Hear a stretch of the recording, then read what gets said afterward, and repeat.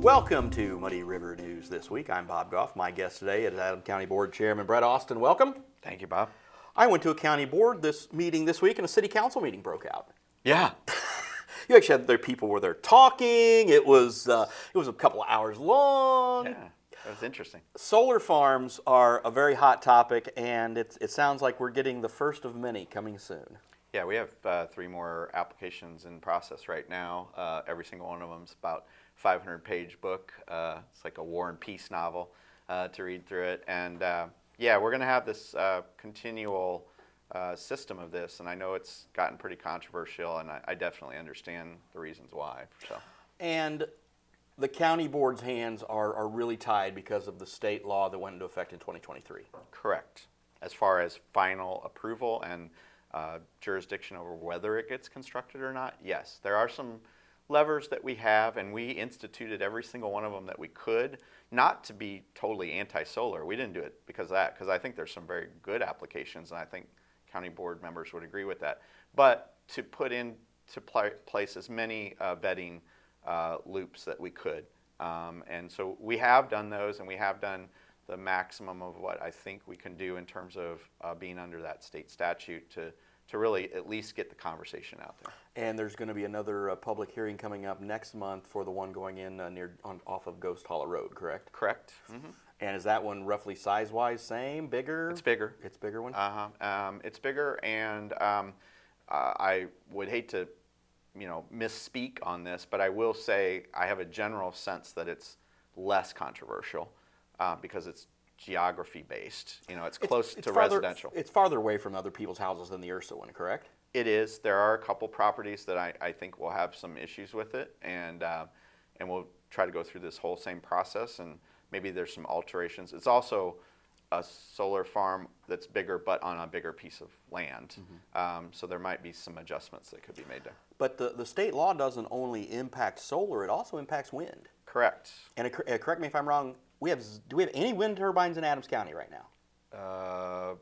No. Not of a commercial nature. Right. Yeah. In terms of the ones that you can put up that would kind of power a residential application. Yeah, there's a lot of those, but we don't have any that are real commercial. I think the closest one is down there. Are 1 or 2 in Pike County. There are a couple in Pike County, and yeah. Of course, over the last 5 years, they've really popped up around in Morgan and Sangamon County, especially between Jacksonville and Springfield. So yeah, as I understand it, our geography being close to the bluff and where kind of some things shift is not as great. As you get into eastern Adams County, then yeah, it's starting to get into that zone that they like to see. But there's some issues with that.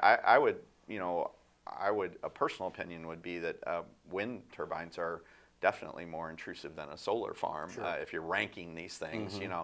But we'll see how that goes. We do have one application coming at us right now. So for wind. For wind.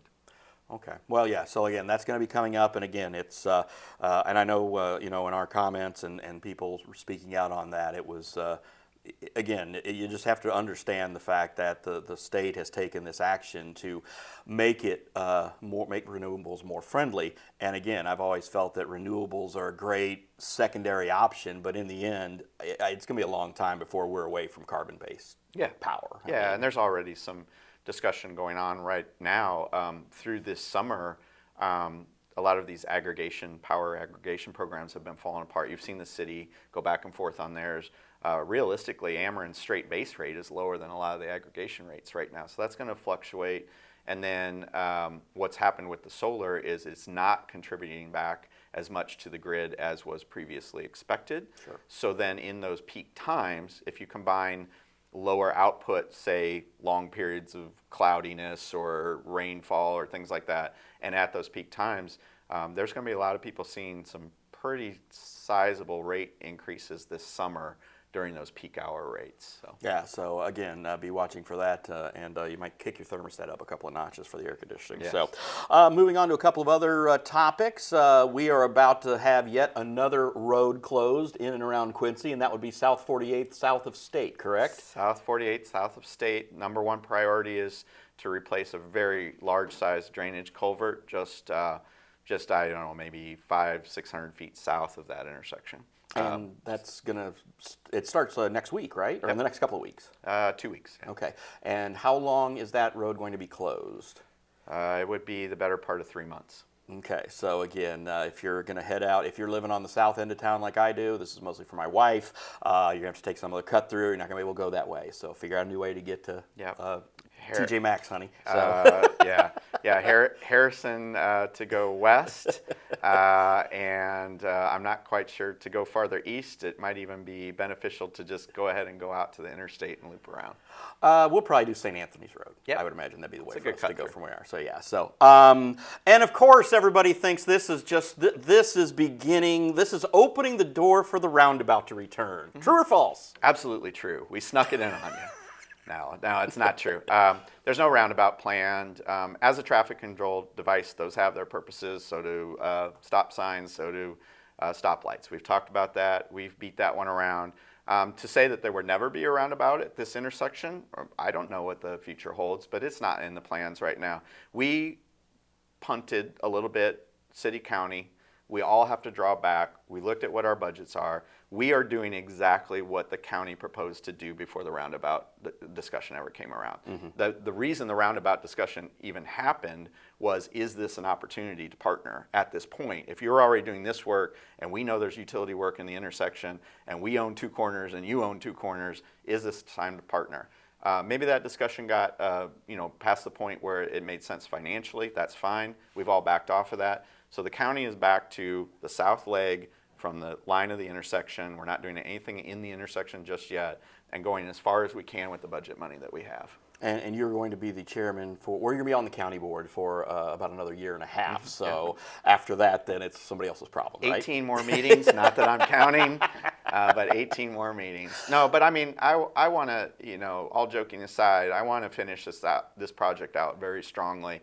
This was something that was started around when Les Post was chairman. Kent Snyder was very passionate about it. Kent's on the John Wood board now.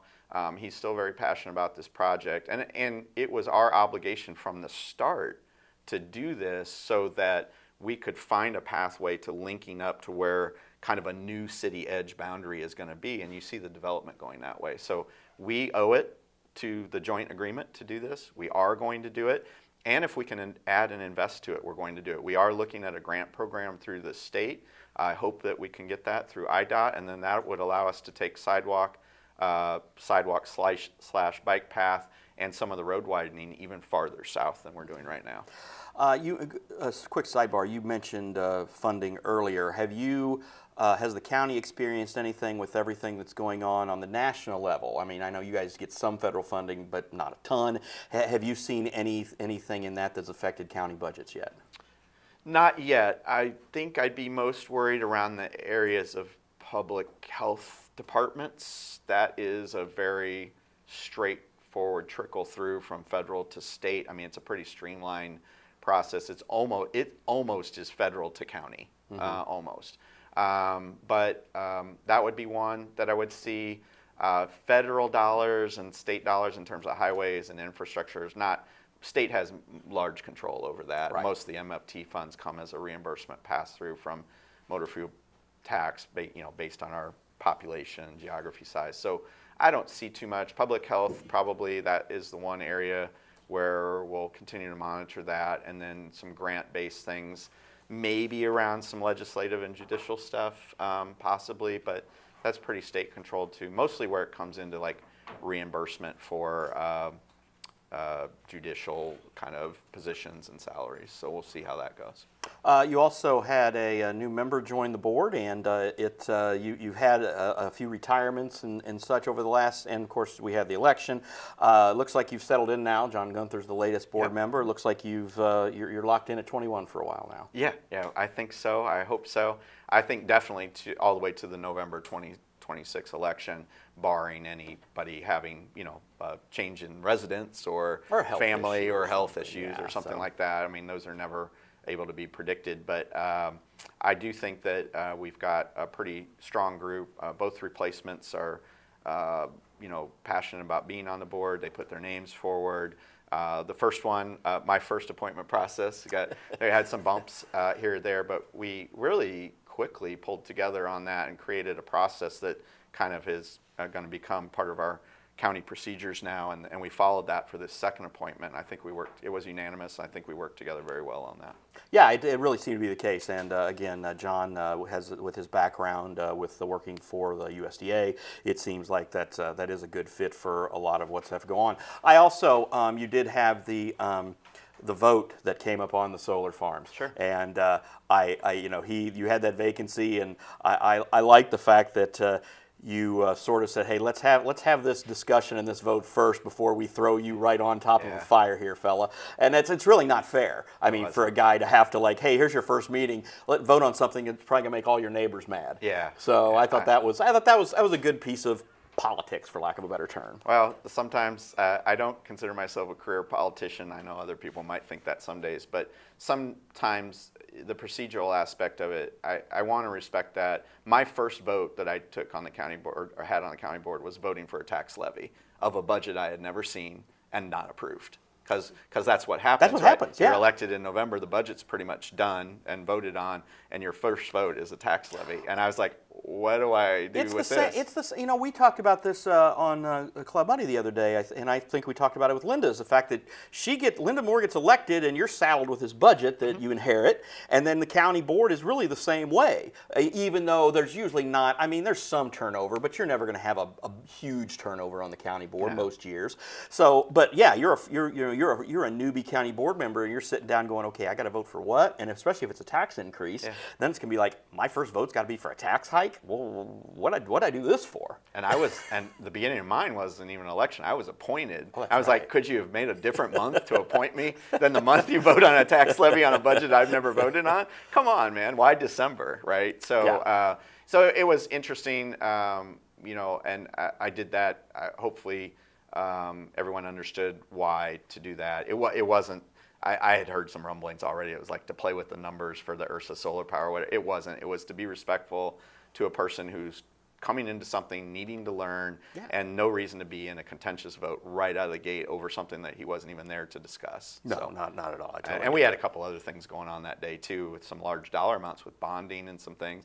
We passed a $9 million not to exceed bond, and somehow that was under the radar of all the other stuff that was going on. But and that's for the new HVAC and roof at the courthouse. Yep, so. And roof started today actually. So interested. And the work on that, I mean, again, that's going to be a longer process too, like 18 months or something for that. Yeah. And well, it's just because you can only shut down and burden so many departments at one time, and the system is set up in zones anyway. So building it and finishing off it in zones makes sense because you're deconstructing one system and constructing another one at the same time. So they have to follow.